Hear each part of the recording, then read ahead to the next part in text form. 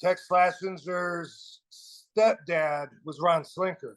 Right. And so Ron Slinker's there at the show, and Ron Slinker took a liking to me. He's the first guy to pull me aside. Ron had that same similar background as you did, too. Yeah, yeah. In fact, he handed me late. Well, I guess I'll get to that. He took a liking to me, and he's the first person to pull me aside and say, "Kid, I think you're going to be a world champion someday." You know, this is my first year. You know, he said, I might be wrong. I wasn't wrong about Rick Steamboat. I wasn't wrong about Rick Rude, whoever. He mentioned like 2 or 3 people. I don't know. And so he told me he's opening up a territory in Tampa, going to open up the Sportatorium.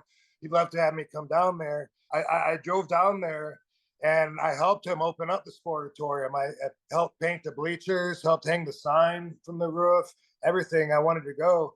And he's the one that gave me the name Rob Von Dam. And he was into Yoshikai. He liked my martial arts and said, he gave me a black belt to wear and said, if anyone asks you, tell them, you know, that you earned that through me, which, you know, he taught me 1 or 2 Yoshikai moves, but really that made me a prima donna. Walking around, you know, being a young kid, walking around with the black belt, and I was staying with the promoter, sleeping on his floor. I instantly had some heat with some of the boys there. No. You know, yeah, got to experience some of that side. I'm sleeping on the floor of this apartment. There's Rod, who's 200 and, I don't know, 65 pounds, you know, big Marine with that bellowing, loud, deep voice, yelling at these little Shih Tzus all day. Rah!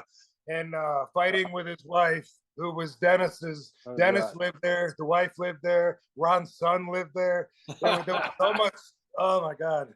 There was so much. It was bad enough you had to live with Dennis.